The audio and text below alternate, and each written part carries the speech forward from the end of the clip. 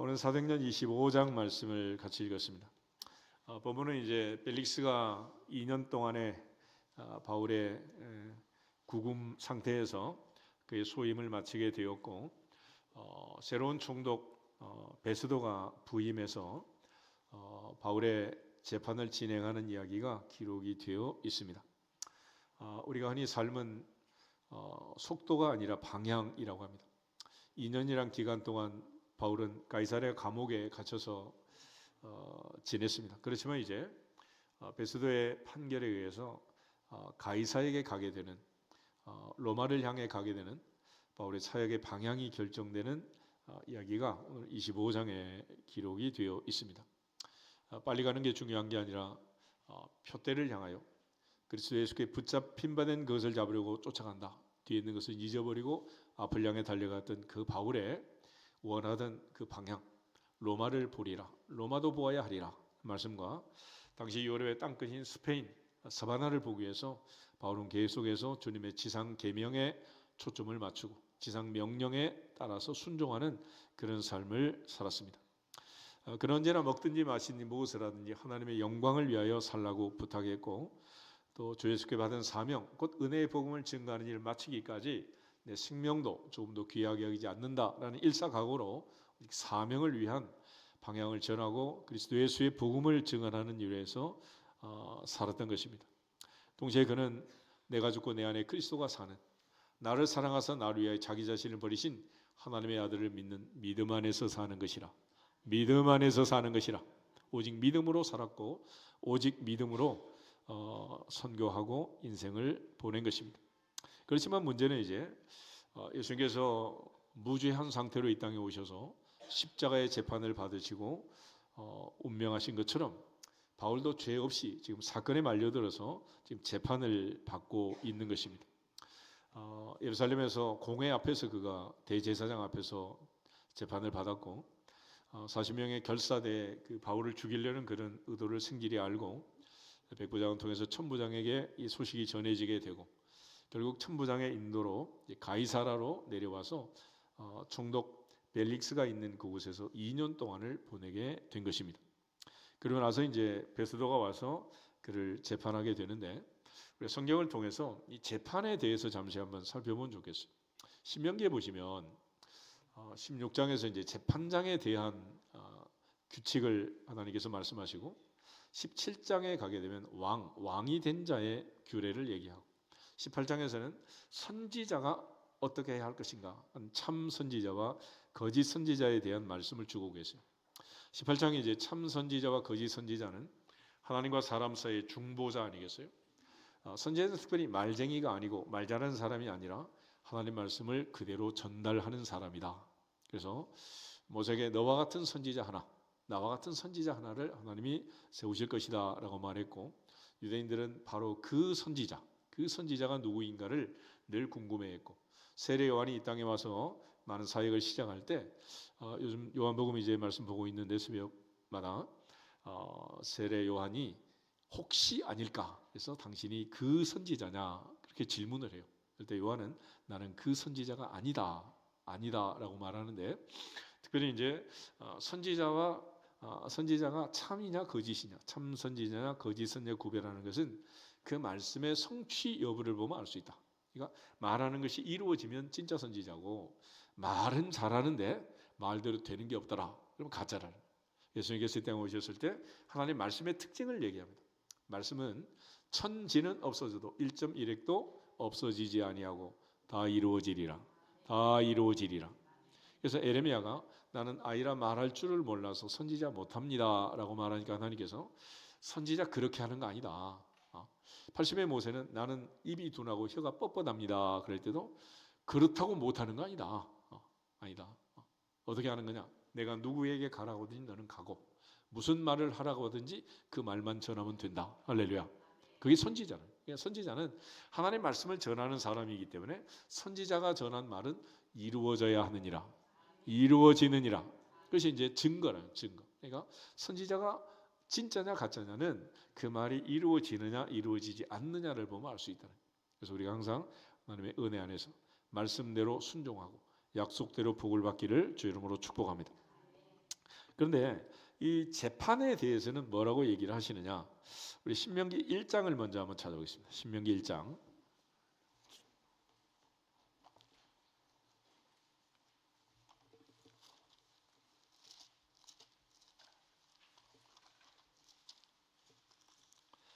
신명기 1장 16절 17절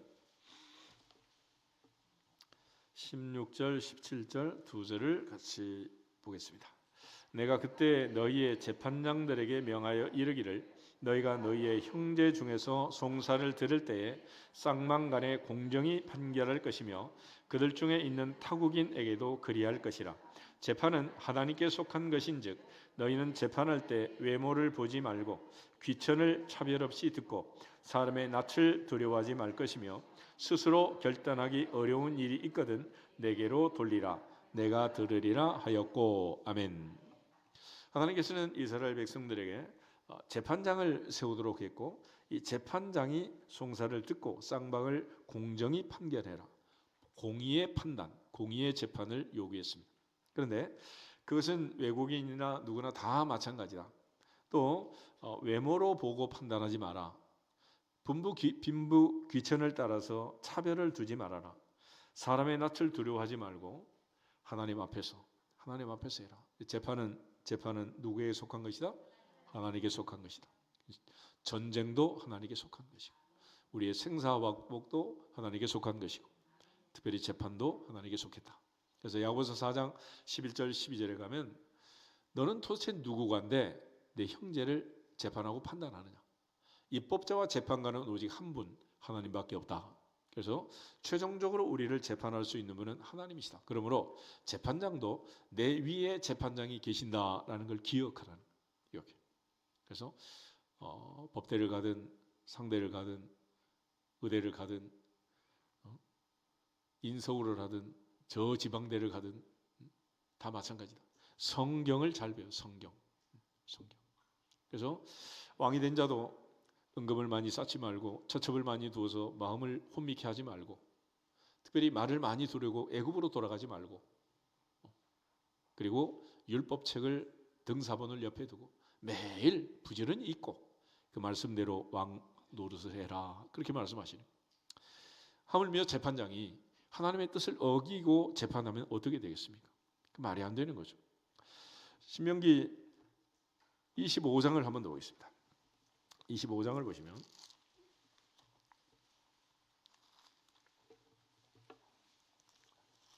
(1절) (2절) 신명기 25장 1절 2절 우리 두 절을 같이 보겠습니다. 사람들 사이에 시비가 생겨 재판을 청하면 재판장은 그들을 재판하여 의인은 의롭다 하고 악인은 정죄할 것이며 악인에게 태형이 합당하면 재판장은 그를 엎드리게 하고 그 앞에서 그의 죄에 따라 수를 맞추어 때리게 하라. 아멘. 그런데 3절이면 40까지는 때리지만 그걸 넘기면 안 된다. 그래서 사도 바울이 40에 하나 감한 매를 5번이나 맞았다. 그런 얘기를 하잖아요. 그러니까 바울이 그렇게 죄를 많이 지은 건 아니고 무죄한 바울이 그러면 사건 사고에 연루돼가지고 이렇게 고생을 많이 한 거예요. 그래서 이 중에서 바울을 부를 때 너의 깃발로 가시덤불을 차는 소처럼 얼마나 많은 고생을 할지 내가 모르겠다. 그런 말씀을 이제 바울을 부르면서 하셨는데 재판은 아주 명백합니다. 의인은 의인이고 악인은 악인이다. 불의한 자는 불의하다고 판결하면 되고 의인은 의인이라고 판결하면 되는. 그런데 이 재판에서 이게 이제 뒤집어지는 게 문제 아니겠어요? 그래서 흔히 유죄는 무죄요, 무죄는 유죄다 그런데 그런 차원에서 재판에 이제 주의사항이 있는 거예요. 신명기 16장을 보겠습니다. 16장을 보면 재판관이 해야 할 가장 중요한 일, 마음의 자세, 재판관의 자세를 얘기하는데 18절부터 20절을 보겠습니다. 신명기 16장 18절 내 하나님 여호와께서 내게 주시는 각 성에서 내 지파를 따라 재판장들과 지도자들을 둘 것이요 그들은 공의로 백성을 재판할 것이니라. 너는 재판을 굽게 하지 말며 사람을 외모로 보지 말며 또 뇌물을 받지 말라. 뇌물은 지혜자의 눈을 어둡게 하고 의인의 말을 굽게 하느니라. 너는 마땅히 공의만을 따르라. 그리하면 내가 살겠고 내 하나님 여호와께서 내게 주시는 땅을 차지하리라. 아멘. 그래서 아모스 5장 24절에도 공의를 정의를 하수처럼 강물처럼 흘릴지어다. 그렇죠. 오직 공의. 그래서 이 공의라는 것은 뭐냐면 하나님의 보좌 앞에서 머리카락 하나만큼이라도 죄가 있으면 하나님이 넘어가지 않는 성품, 그걸 공의라고 하는 거예요. 영국의 화폐단 중에 작은 펜이라는 게 펜이 한 펜이라도 일전이라도 우리 뭐 떨이하고 넘어가는데 그렇게 장부정리하면 안 된다는 거예요. 그런 차원에서 의인 없나니 하나도 없고 모든 사람이 죄를 지었으며 하나님의 영광이 이를 수 없다. 그런데 억만 죄악에서 죽어 마땅한 죄인들을 구속하시고 대신에 하나님이 그 죄값을 죄 없는 아들의 피로 지불하셔서 우리를 구원하신 것입니다. 그래서 로마서 5장 8절 말씀처럼 그리스도 예수께서 십자가의 죽으심으로 하나님은 우리에 대한 자기의 사랑을 확증하셨느니라. 바로 그 사랑으로 우리를 살려주신 거예요. 그러므로 이제 우리가 하나님의 사랑을 받은 자답게 오직 하나님의 은혜 안에서 모든 심판자는 하나님이시라는 사실을 알고 주님께서 그 억울한 재판을 받으시고 십자가의 재판을 받으신 이유가 뭐냐? 바로 나, 바로 너, 바로 우리 때문이다. 할렐루야. 그래서 바울이 애매하게 지금 또 재판에 말려들어 이 고생을 하고 있지만은 그것도 또한 주님을 따르는 제자의 삶의 일부라는 것을 알 수 있어요. 그래서 누구든지 자기 십자가를 지고 나를 따르라 말씀하셨는데 우리 이사야 53장을 한번 찾아보겠습니다. 이사야 53장 4절부터 6절. 주님의 십자가.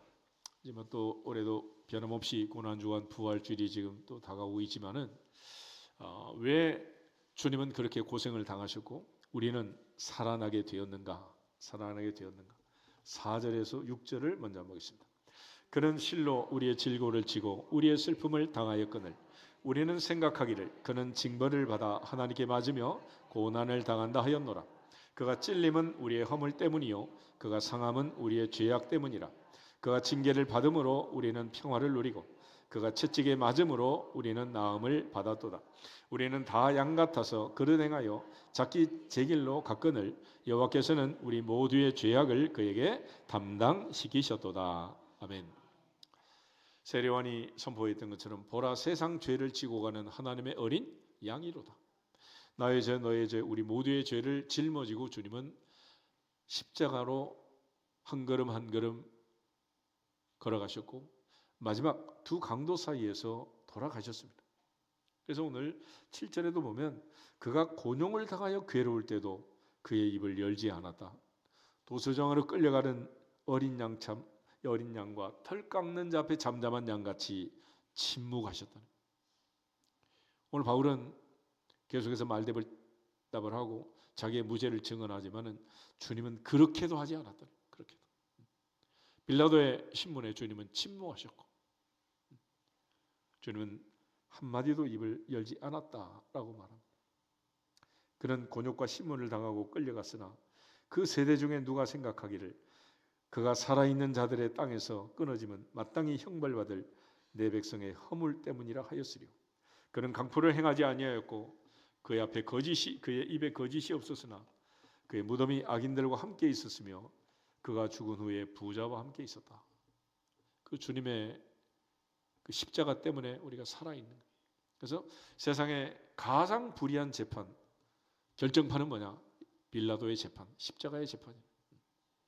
그래서 특별히 죄 없는 예수님은 십자가로 넘기고 강도 바라바는 살려내는 그런 희한한 재판이 바로 십자가의 재판 아니겠어요? 그러니까 모세가 말한 율법에 따라서 재판을 해도 그럴 수 없는 재판이고 도대체 어떻게 그런 재판이 있을 수 있었느냐? 그러면 오늘 이사야가 말한 것처럼 그것은 바로 전부 다 누구 때문이었다? 나 때문이었다. 그래서 바울이 나를 사랑하사 날 위해 자기 자신을 버리신 하나님의 아들을 믿는 믿음 안에서 산다라고 고백한 거예요.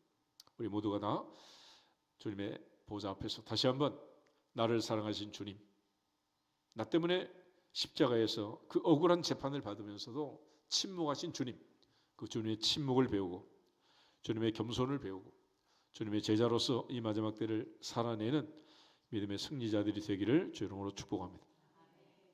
또한 재판에 대해서 특별히 외모를 보지 말고 뇌물을 금했습니다. 그런데 우리 사도행전 24장 지난 시간에 봤던 이 베스도 전에 있던 이 벨릭스라는 사람을 보면 바울과 더불어 2년 동안을 지냈는데 24장 사도행전 24장 24절에서 27절을 보면 이 베스도의 그 모습이 잘 묘사가 되어 있습니다. 같이 한번 읽겠습니다. 수일 후에 벨릭스가 그 안에 유대 여자 두루실라와 함께 와서 바울을 불러 그리스도 예수 믿는 도를 듣거늘 바울이 의와 절제와 장차오는 심판을 강론하니 벨릭스가 두려워하여 대답하되 지금은 가라 내가 틈이 있으면 너를 부르리라 하고 동시에 바울에게서 돈을 받을까 바라는 거로 더 자주 불러 같이 이야기하더라. 이태가 지난 후 보르기오 베스도가 벨릭스의 소임을 이어받으니 벨릭스가 유대인의 마음을 얻고자 하여 바울을 구류하여 두니라. 아멘. 그러니까 무죄라는 사실을 알았지만 2년 동안이나 이렇게 붙잡아 뒀는데 이유가 뭐냐? 한편은 바울이 의와 절제와 장차 있을 심판을 얘기하니까 두렵기도 하고 동시에 또 바울이 이제 무죄라는 것을 알고 있었기 때문에 돈만 주면 또 풀어줄 텐데 눈치가 없어가지고 이렇게 2년 동이나 붙잡혀 있는 이런 상황이었다라는 것을 얘기하고 있습니다. 그런데 이제 총독 베스도가 와가지고 바울의 재판이 이제 속전속결로 진행이 되는데 25장을 보면 먼저 1절에 베스도가 부임한 지 3일 만에 가이사라에서 예루살렘으로 올라갔다. 이 가이사라라는 지역은 여러분 1월달 달력 보면 가이사라 그렇게 썼죠? 달력 안 봤어? 그러면 이제 공중 촬영을 해가지고 거기 잘 보면 이제 그 로마식 원형 경기장도 있고 로마식의 수로도 있고 또 항구 도시입니다. 항구. 그 가이사라에 있었던 백부장 고넬료가 있었잖아. 그리고 베드로가 있던 요빠가 바로 그 아래에 있는 항구 도시인데 그래서 거리가 멀지가 않아요. 그래서 베드로의 신방을 받아라. 그래서 고넬료가 이제 사도행 10장에서 이방인의 오순절을 체험하는 그런 사건이 있었죠. 그런데 예루살렘은 이제 900고지에 있는 산성, 높은 산에 있는 도시고 또 가이사라는 이 바닷가에 있는 항구 도시였습니다. 그래서 가이사랴라는 말은 가이사, 시저, 황제를 기념하는 로마 황제를 기념하는 그런 도시인데 예루살렘으로 올라간다 그러잖아요. 우리도 표현을 할 때 지방에 있는 사람 서울로 가면 어떻게 말해? 올라간다 그러잖아. 올라간다. 서울 올라간다. 부산 갈 때는 어떻게? 내려간다. 광주 목포 다 내려간다 그러잖아. 근데 조선 팔도에서 한양으로 오는데 내려간다 그렇게 말하는 동네가 있대요. 그게 바로 개성이라는 도시죠. 개성 사람들은 그 전에 거기가 뭐가 있던 도시요? 고려의 수도 아니요. 그러니까 고려가 망하고 이성계가 지금 한양의 터를 잡은 거 아니에요. 그러니까 개성 사람은 나름 자존심이 있어가지고 한양으로 내려간다. 유일하게 이제 그런 도시가 이 개성이라는. 개성 사람이 즐겨 먹는 떡이 성게떡이라는 건데 이성계를 기념해가지고 떡을 만들어 아작아작 씹어 먹는 게 이게 개성 사람들의 분이라는 거예요.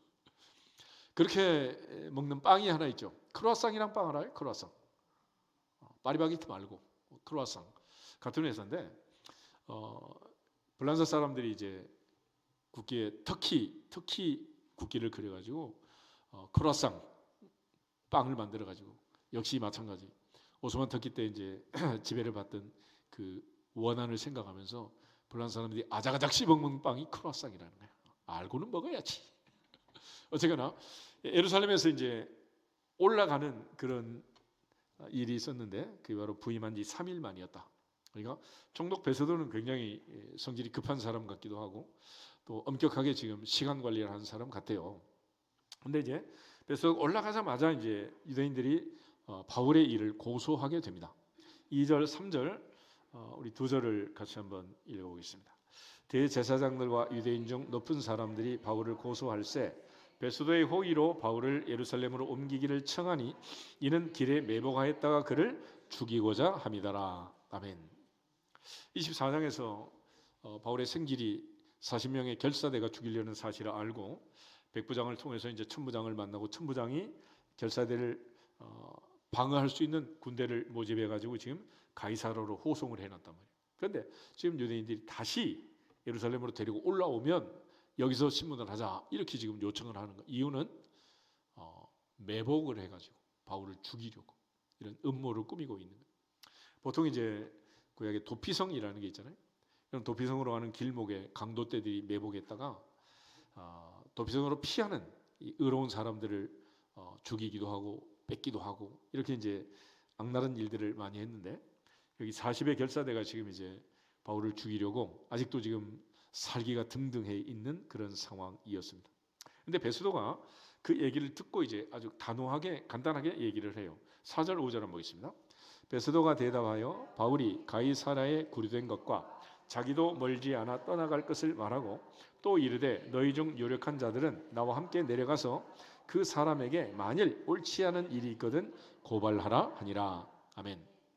그러니까 장소가 예루살렘이냐 가이사라냐 이게 중요하지 않고 시시비비를 가르면 되지 않겠느냐. 그래서 베스도는 특별히 바울이 현재 예루살렘에서 가이사라로 내려가 가이사라에 구속된 상태인데 그걸 다시 또 죄수를 예루살렘으로 끌어오면 되겠냐는 거예요. 함부로 그렇게 이동할 수 없는 거 아니겠어요? 동시에 또 자기도 멀지 않아 떠나갈 거다. 내가 뭐 언제까지 있는 것도 아니고 내 임기도 황제의 손에 달린 거니까 내가 길게 있지 못한다. 그러므로 유력한 자들은 나와 함께 내려가서 바울을 고발할 일이 있으면 거기서 해라 그랬습니다.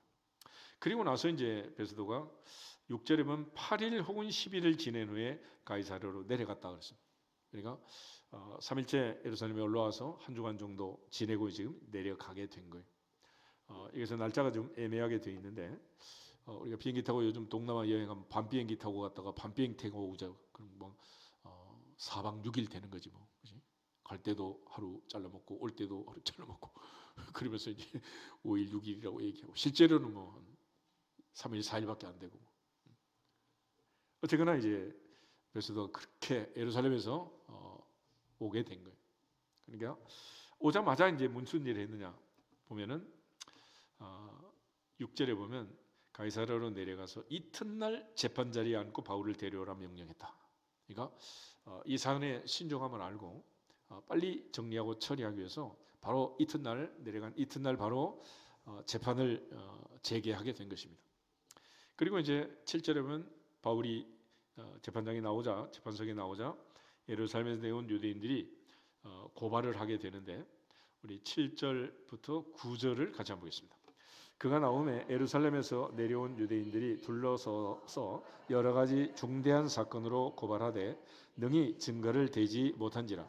바울이 변명하여 이르되 유대인의 율법이나 성전이나 가이사에게나 내가 도무지 죄를 범하지 아니하였노라 하니 베스도가 유대인의 마음을 얻고자 하여 바울더러 묻되 내가 예루살렘에 올라가서 이 사건에 대하여 내 앞에서 신문을 받으려느냐. 아멘. 그러니까 이튿날 지금 재판하라는 과정에서 첫째는 지금 유대인들이 바울을 고소하는 내용입니다. 고소하는데 뭐라고 했냐? 여러 가지 중대 사건을 구분했지만은 증거를 대지 못했다. 이게 이제 당시 2000년 전에 로마법의 가장 중요한 핵심입니다. 그러니까 재판은 오늘날도 증거주의 아니에요, 증거. 그러니까 심증은 있는데 물증이 없으면 정죄하면 된다, 안 된다? 그거 안 되는 것이. 분명한 물증이 있어야 돼요. 그러니까 초동 수사, 초기 수사를 잘해야 되고 어떤 사건이 있을 때 그 사건의 현장을 청소하고 쓸어버리면 안 되는 거지. 어지러진 그 상태 그대로 보존을 해요. 그래야지 증거가 그 안에 있을 거 아니에요. 근데 이처럼 이제 증거는 되지 못하고 결과적으로 중대 사건이라고 해서 말은 하는데 아무 뭐 중요한 일이 없었다. 그래서 바울이 그 다음에 변증을 할 때 나는 유대인의 율법이나 성전이나 가이사에게 죄를 범하지 않았다. 그러니까 스데반을 돌로 쳐 죽일 때도 모세 모독죄, 율법 모독죄, 성전 모독죄 이런 죄를 뒤집어 씌웠잖아요. 특별히 이제 바울이 에베소 사람 드로비모와 시장에 있던 것을 아시아에서 온 사람들이 잠깐 봤는데 바울이 성전에 들어간 것은 야고보의 권면대로 결례를 행할 네 사람의 결례 비용을 대고 그들을 함께 결례를 하면 좋겠다. 그래서 이제 결례가 끝나고 이제 나오는 그 성전에 있는 그 모습을 보고서 이방인을 데리고 성전을 더럽게 했다. 이런 희한한 사건을 이제 꾸며가지고 바울이 예루살렘 공회 앞에서 이제 신문을 받게 된 거잖아요. 그런데 지금 총독 베소도 역시 벨릭스와 마찬가지로 그는 정치인 아니겠어요? 그래서 바울에게 그 사람들이 요구한 대로 예루살렘에 올라가서 이 사건에 대하여 신문을 받으려느냐 그렇게 이제 질문을 했어요. 근데 이유가 뭐냐? 9절 베소도가 무엇을 얻으려고? 유대인의 마음을 얻으려고 했다. 24장 27절 끝에도 보면 벨릭스가 유대인의 마음을 얻고자 하여 바울을 2년간이나 구류해 뒀다. 그러니까 이 정치하는 총독이라는 사람들, 이 전년 전에도 벨릭스도 그렇고 후임 베소도 그렇고 바울이 무죄고 이건 사건이 되지 않는다, 건이 되지 않는다는 것을 이미 알고 있었음에도 불구하고 이렇게 묶어둔 것은 백성의 마음을 얻고자 했다 그랬습니다. 총독 본디오 빌라도가 예수님을 십자가에 넘길 때도 예수님 무죄라는 사실을 안 하고 자기 아내의 이야기도 있었고 손을 씻으면서 마지막 나는 이 죄와 무관하다라고 손을 씻었잖아요. 그럼에도 불구하고 그가 유대인이 소요하고 밀란이 날게 두려워서 예수님이 십자가에 내주고 바라바를 놓아주는 엉터리 판결을 한 거 아니겠어요? 아무리 그런 상황이 있었다 하더라도 최종 재판의 도장은 누구 도장이 찍혔어요? 본디오 빌라도. 그래서 오늘도 우리가 그 본디오 빌라도 또 얘기를 했잖아. 또. 그러니까 결과적으로 이 총독이 중요한데 총독의 마음이 이렇게 단호하지 못하고 또 민심을 얻고자 하는 이런 마음을 갖게 되면 항상 문제가 되는 거예요. 사도행전 12장을 한번 찾아보겠습니다. 사도행전 12장에 보면 헤롯 왕이 죽은 사건이 있잖아요. 우리 이미 봤었는데 헤롯이 왜 죽었느냐?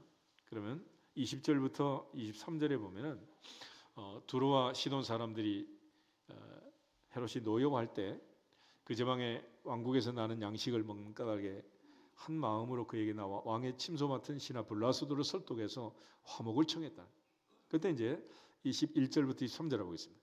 헤롯이 나를 택하여 왕복을 입고 단상에 앉아 백성에게 연설하니 백성들이 크게 부르되 이것은 신의 소리요 사람의 소리가 아니라 하거늘 헤롯이 영광을 하나님께 돌리지 아니하므로 주의 사자가 고치니 벌레에게 먹혀 죽으니라. 아멘. 우리가 어떤 경우에라도 관심을 갖고 신경을 써야 될 것은 사람의 마음이다, 하나님의 마음이다. 그게 중요해요. 예배자의 마음은 하나님을 향하고, 그래서 마음을 다해서 찬송하고, 목숨을 다해서 기도하고, 뜻을 다해서 말씀을 듣고, 힘을 다해서 봉헌하고, 내가 이 새들 다윗을 만나니 내 마음에 맞는 자라. 하나님의 마음에 합당한 하나님의 사람들이 되기를 주 이름으로 축복합니다. 근데 헤롯은 역시 백성들이 자기를 칭찬하고 칭송하자 하나님께 영광을 돌리지 아니하므로 벌레한테 물려 죽었다. 그 유명한 알렉산더 대왕이 모기한테 물려가지고 말라리아로 죽었다는 거 아니에요. 그러니까 하나님 앞에서 겸손한 자에게는 더욱 큰 은혜를 주시고, 할렐루야. 오늘 독감이 유행하고 바이러스가 얼마나 많이 돌아다니고 있어요. 인간은 강한 것 같아도 벌레 하나, 눈에 보이지도 않는 바이러스 하나 때문에 죽을 수도 있는 거예요. 그러므로 항상 하나님의 은혜 안에서 강건하시기를 주 이름으로 축복합니다. 비결은 사람의 마음을 얻으려고 하지 말고 하나님을 기쁘게 하는, 하나님께 영광을 돌리는 예배자가 되기를 축복합니다. 그래서 찬송을 할 때도 하나님을 기쁘게, 기도할 때도 솔로몬처럼 하나님을 감동시키는 기도. 할렐루야. 말씀을 들을 때도 데살로니가 성도들처럼 사람의 말을 듣지 않고 하나님 말씀으로 듣고 그 말씀이 믿는 자로서 역사하는 주인공이 되시기를 축복합니다. 봉헌할 때도 힘을 다해서 다윗처럼 나와 내 백성이 무엇이간데 이처럼 즐거운 마음으로 드릴 힘이 있었습니까?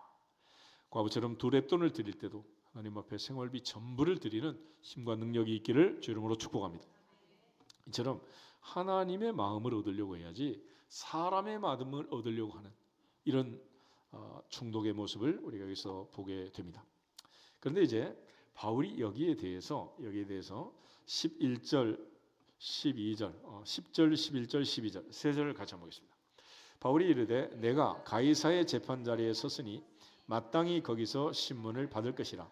당신도 잘 아시는 바와 같이 내가 유대인들에게 불의를 행한 일이 없나이다. 만일 내가 불의를 행하여 무슨 죽을 죄를 지었으면 죽기를 사양하지 아니할 것이나 만일 이 사람들이 나를 고발하는 것이 다 사실이 아니면 아무도 나를 그들에게 내줄 수 없나이다. 내가 가이사께 상소하노라 한데 베스도가 배석자들과 상의하고 이르되 내가 가이사에게 상소하였으니 가이사에게 갈 것이라 하니라. 아멘. 이게 이제 가이사라 재판의 마지막 판결문입니다. 판결문. 그래서 베스도가 지금 유대인의 마음을 얻으려고 그들이 원하는 대로 바울에게 예루살렘에 가서 다시 한번 심문을 받겠느냐 그럴 때 바울이 소위 말하는 기피 신청을 하는 기피 신청. 안 간다. 안 간다. 여러분 혹시라도 뭐 사건에 말려 들어가지고 경찰서에서 조서를 받고 또 검찰에 가서 또 조서를 받고 재판에 가고 이런 과정을 거치게 되는데 보통 이제 뭐 애가 잘못했든 뭐 했든 엄마 데려와라 그래서 불려갈 수가 있잖아, 그렇지? 그러면 이제 경찰이 조서를 꾸밀 때 요즘에 그런 일이 별로 없지만은 좀 강압적으로 또 포악하게 말을 함부로 또 반말해가면서 그러시면 성질 내지 말고 정당하게 이렇게 말하면 되는 거예요. 조사관을 법에 따라 바꿔주기를 원한다. 난 기피 신청을 하니까 그렇게 해달라. 그렇게 하면 되는 거예요. 그러지? 그걸 막 맞대고 사대죄라고 그러면 이제 공무방해죄로 더 추가가 될 수가 있어요. 그러니까 항상 침착하게 성질 내지 말고 그리고 법대로 법은 감정이었기 때문에 감정을 부리면 안 돼. 그래서 법조문에 따라서 나를 다른 조사관으로 바꿔달라. 그렇게 말하면 되는 거예요. 그러니까 바울이 지금 또다시 예루살렘에서 재판을 받고 지금 이제 겨우 죽을 고비를 넘겨서 가이사로 왔는데 지금 또 가겠냔 말이에요. 그래서 바울이 지금 하는 얘기는 뭐냐면 내가 지금 가이사의 재판 자리에 섰다 그랬습니다. 예루살렘에 있었던 재판은 대제사장이 재판관이 돼가지고 재판했던 공회의 재판이었고 지금 가이사르에 내려와서 재판하는 재판은 총독 베스도가 재판장이 되어가지고 정식으로 재판하는 로마의 재판, 가이사의 재판이란 말이에요. 그러니까 이 재판에서 공적인 재판이 진행되는데 또다시 예루살렘에 갈 이유가 뭐가 있겠어요? 난 그렇게 하지 않는다라고 얘기를 하고 내가 만약 불의한 일이 있으면 죽기를 사용하지 않겠지만 이 사람들이 고발하는 것이 사실무근이고 죄도 없고 무고 내지는 모함이다. 그러면은 나를 로마의 시민권자인 나를 그들에게 내줄 그 누구도 어떤 권한으로도 그럴 수 없다는 것이죠. 그래서 바울이 당당하게 이제 사실을 알리고 마지막에 내가 가이사께 상소하노라 그랬습니다. 총독 베스도 이제 할 말이 없는 거 아니에요? 법대로 지금 얘기를 한 거니까. 그렇게 해서 베스도가 이제 배석자들과 상의하고 최종 결론을 내리기를 내가 가이사에게 상소하였으니 가이사에게 갈 것이라 했습니다. 그렇게 해서 바울은 지금 이제 그의 사역의 방향이 드디어 그가 원했던 로마를 향하게 된 것입니다. 할렐루야. 재판은 하나님께 속한 것이다. 아무리 인간이 막으려고 해도 하나님이 원하시고 하나님이 열면 닫을 자가 없고 닫으면 열 자가 없다라는 것을 다시 한번 확증하게 되는 이 베스도의 재판 과정을 우리가 보게 됩니다. 그래서 바울은 2년 만에 드디어 로마 행이 결정이 되었고 그들은 특별히 이제 무죄 변론을 했고 동시에 로마의 시민권자로서 황제에게 가이사에게 시저에게 상소하는 상소권을 발동해서 드디어 이제 로마로 가게 된 거예요. 근데 문제는 13절 이후에 보면 아그리파 왕이 버니게 부인과 더불어 베스도를 문안하러 왔습니다. 당시 이제 유대 나라 갈릴리 지역을 다스리는 이 왕과 왕비가 이제 찾아오게 된 건데 여러 날을 있는 동안 베스도가 이제 고민을 하는 거예요. 그래서 바울 일 때문에 이 왕과 상의를 하게 됩니다. 그래서 내 전임 벨릭스가 한 사람을 구리에 뒀는데 내가 예루살렘에 올라가니까 대제사장들 장로들이 그를 고소하고 정죄를 청했다. 그리고 그들이 특별히 내게 그에 대한 것을 다시 요청을 해서 내가 이렇게 말했다라고 얘기합니다. 그 중에 16절 말씀 한 절만 먼저 같이 한번 보겠습니다. 내가 대답하되 무릇 피고가 원고들 앞에서 고소 사건에 대하여 변명할 기회가 있기 전에 내주는 것은 로마 사람의 법이 아니라 하였노라. 아멘. 그러니까 이 총독 베스도는 로마 법에 대해서 능통했고 법을 잘 알고 있었다라는 걸 알 수 있습니다. 그러니까 지금 원고 피고가 서로 법정에서 고소하고 반론하고 하는 이런 절차가 2000년 전에 이미 로마법으로 정해져 있었고 오늘날 모든 민주주의를 하는 모든 나라의 법은 모법이 로마법이에요. 로마법. 이 로마의 법에 따라서 이제 오늘날도 우리가 이제 원고가 있고 피고가 있고 그러는 거 아니겠어요? 그러니까 원고들이 바울을 고소했는데 그 고소 내용 자체가 뭐 증거는 없고 말만 그런 내용이란 말이에요. 그래서 특별히 바울을 내줄 수 없다. 이건 로마 사람의 법이 아니다. 그렇게 했다. 그리고 17절 말씀부터 22절까지 천천히 한번 읽어보겠습니다. 그러므로 그들이 나와 함께 여기 오매 내가 지체하지 아니하고 이튿날 재판자리에 앉아 명하여 그 사람을 데려왔으나 원고들이 내가 서서 내가 짐작하던 것과 같이 악행은 혐의는 하나도 제시하지 아니하고 오직 자기들의 종교와 또는 예수라 하는 이가 죽은 것을 살아있다고 바울이 주장하는 그 일에 관한 문제로 고발하는 것뿐이라. 내가 이 일에 대하여 어떻게 심리할지를 몰라서 바울에게 묻되 예루살렘으로 올라가서 이 일의 신문을 받으려니라 한즉 바울은 황제의 판결을 받도록 자기를 지켜주기를 호소하므로 내가 그를 가이사에게 보내기까지 지켜두라 명하였노라 하니 아그리빠가 베스도에게 이르되 나도 이 사람의 말을 듣고자 하노라. 베스도가 이르되 내일 들으시이다 하더라. 아멘. 아그리빠 왕에게 지금 이제 다시 한번 자기가 부임해서 3일 만에 예루살렘 올라갔고 8일 10일 지나서 내려와서 이튿날 재판을 했던 그 과정을 한 번 더 설명을 한 거예요. 그러니까 예루살렘에 올라가니까 이 사람들이 바울을 다시 불러서 재판하자 그래서 그건 로마법이 아니다라고 얘기했고 내려와서 지금 이제 신문을 했는데 그 사람들의 고발은 짐작대로 많은 중대 사건을 고발하지만은 증거는 없었다. 그리고 단지 그들의 종교에 대한 문제, 내전에 예수님이 부활했다는 문제 이런 얘기를 바울이 했다고 이게 죄가 된다고 얘기를 하는데 이게 누가 생각해봐도 이건 죄가 되지 않는다는 거예요. 그래서 지금 바울이 이처럼 재판을 받고 가이사에게 상소함으로써 내가 허락했다. 그런데 이제 아그리빠 왕이 왔기 때문에 총독 베스도가 지금 이제 아그리빠에게 바울을 만나도록 허락을 해요. 이유가 뭐냐면 후반에 이제 기록이 있지만은 황제에게 상소를 하려면 죄가 되는 사건을 가지고 상소를 해야지 죄도 안 되는 누가 봐도 말이 안 되는 건을 가지고 총독이란 사람이 도장을 찍어서 이 건을 황제한테 올리면 황제가 기뻐하겠어. 그래서 혹시 아그리빠 왕은 또 유대를 다스리는 왕이고 또 유대인의 모든 것을 잘 아니까 추가 자료를 얻을 수 있지 않겠느냐. 혹시 바울의 죄목을 추가할 수 있는 그런 건이 없겠는가 해서 지금 허락을 하는 거예요. 그래서 이제 아그리빠 왕과 부부가 이제 바울을 만나게 된 것입니다. 23절에서 27절 다시 한번 더 읽어보겠습니다. 이튿날 아그리빠와 버니게가 크게 위험을 갖추고 와서 천부장들과 시중의 높은 사람들과 함께 접견 장소에 들어오고 베스도의 명으로 바울을 데려오니 베스도가 말하되 아그리빠 왕과 여기 있는 여러분이여 당신들이 보는 이 사람은 유대의 모든 무리가 크게 외치되 살려두지 못할 사람이라고 하여 예루살렘에서와 여기서도 내게 청원하였으나 내가 살피건대 죽일 죄를 범한 일이 없더이다. 그러나 그가 황제에게 상소한 고로 보내기로 결정하였나이다. 그에 대하여 황제께 확실한 사실을 아뢰을 것이 없으므로 신문한 후 상소할 자료가 있을까 하여 당신들 앞에 특히 아그리빠 왕 당신 앞에 그를 내세웠나이다. 그 죄목도 밝히지 아니하고 죄수를 보내는 것이 무리한 일인 줄 아나이다 하였더라. 아멘. 그럼에도 불구하고 바울은 지금 재판을 받고 있고 사건에 말려들어 있고 그런 지금 벗어날 수 없는 자기 힘으로는 여기서 벗어날 수 없는 이런 상황에 처해 있습니다. 그래서 총독 베스도가 바울을 안전하게 지켜서 가이사에게 상소함으로써 이제 로마로 보내게 되는 결정을 하게 된 거예요. 그래서 바울은 일단 예루살렘으로 가지 않고 로마로 가게 되는 로마에 가서 재판을 받게 되는 죄수의 신분으로 가지만은 그의 인생의 방향이 로마를 향해 정해지는 그런 판결을 내린 사람이 베스도였습니다.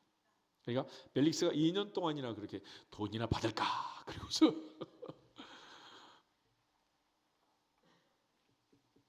오라 가라 그러면서 했던 것과 달리 베소도는 속전속결로 정리를 하게 되고, 이 베소도에 의해서 이제 바울의 로마행이 결정이 된 것입니다. 그래서 로마에 가게 되는데, 모세가 말한 것처럼 전쟁만 여호와께 속한 것이 아니라 재판도 여호와께 속한 것이다. 사람이 자기의 길을 계획할지라도 그 걸음을 인도하신 분은 여호와시니라. 할렐루야. 우리가 여기서 이제 한 가지 기억할 것은, 그럼에도 불구하고 이 억울하게 답답하게 감옥살이를 하고 있는 내 인생이 뭐냐는 거예요. 그렇게 한탄하거나 원망하거나 불평하거나 시비하지 말고, 바울은 늘 감옥 안에서도 자족했고 감사했습니다. 그리고 그는 늘 하나님의 뜻을 분별하길 원했어요. 에베소서 5장을 한번 찾아보겠습니다. 에베소서 5장 15절에서 17절. 에베소서 5장 15절부터 17절 말씀 같이 한번 읽겠습니다. 그런즉 너희가 어떻게 행할지를 자세히 주의하여 지혜 없는 자같이 하지 말고 오직 지혜 있는 자같이 하여 세월을 아끼라. 때가 악하니라. 그러므로 어리석은 자가 되지 말고 오직 주의 뜻이 무엇인가 이해하라. 아멘. 바울이 여기서 기록한 그대로 나를 향한 하나님의 뜻이 무엇인가, 내 인생을 향한 하나님의 뜻이 무엇인가, 그 뜻을 생각하라. 여러분, 예수님이 오시기까지, 마태는 아브라함부터 다윗까지 1000년, 다윗부터 예수님까지 1000년, 2000년의 역사 속에 아브라함과 다윗의 자손으로 오신 예수님의 계보를 기록합니다. 그런데 그 계보는 그렇게 쉽게 이어진 계보가 아니에요. 아브라함이 이삭을 낳고 이삭이 야곱을 낳고 그냥 쑥쑥 난 것 같지만은 100살에 아브라함이 이삭을 낳고 이삭이 40에 장가들어 20년 동안 기도하고 야곱과에서 쌍둥이를 낳게 됩니다. 우리 잘 아는 대로 아합과 이세벨의 딸 아달랴가 남종 유다 왕 여호사밧의 며느리가 돼서 시집을 오잖아요. 그런데 그의 남편 여호람이 창자가 터져 죽고 아들 아하시아가 외삼촌 문병 갔다가 죽고 자기가 드디어 이제 여왕이 돼가지고 다윗의 자손을 모조리 죽입니다. 그럴 때 이제 대제사장 여호야다가 핏덩이 하나를 살려가지고 그의 아내 요아스의 고모되는 여호사밧과 함께 핏덩이를 7년 동안 키워요. 그래서 7살 되었을 때 마문에서 여호야다가 반정을 일으키고 아달랴를 죽이고 다윗의 계보를 이어가지고 예수님이 오시게 된 거예요. 한 곱이 한 곱이 넘어갈 때마다 쉽게 그렇게 오는 게 아니에요. 그러니까 성경을 보면 왜 다윗의 자손을 그렇게 죽이려고 하느냐, 그는 결국 누구를 죽이려는 음모다? 예수님을 죽이는 예수님. 그런데 그 예수님으로 인하여 모든 민족이 땅끝까지 복음을 전하라고 명한 그 주님의 명령을 따라 바울은 이방인의 사도로 부름을 받았습니다. 그러니까 이방인이 복을 받지 못하도록, 이방인에게 복음이 전파되지 않도록 하려면 누구를 죽여야 되겠습니까? 이 바울을 죽여야 돼. 바울을. 만약에 바울이 여기서 죽었으면 오늘 우리는 없는 거예요. 바울이 그 복음을 전하기 위해서 죽음을 불사하고 생명을 아끼지 않고 복음을 전하고 로마로 가서 로마를 정복하고 복음을 전했기에 그 복음이 오늘 우리에게까지 온 줄로 믿습니다. 그 많은 역사 속에서 언더우드나 아펜젤러나 많은 선교사들이 이 땅에 와서 복음을 전했고 그 결과 오늘 우리가 있는 거 아니겠어요? 그러므로 어둠의 세력들은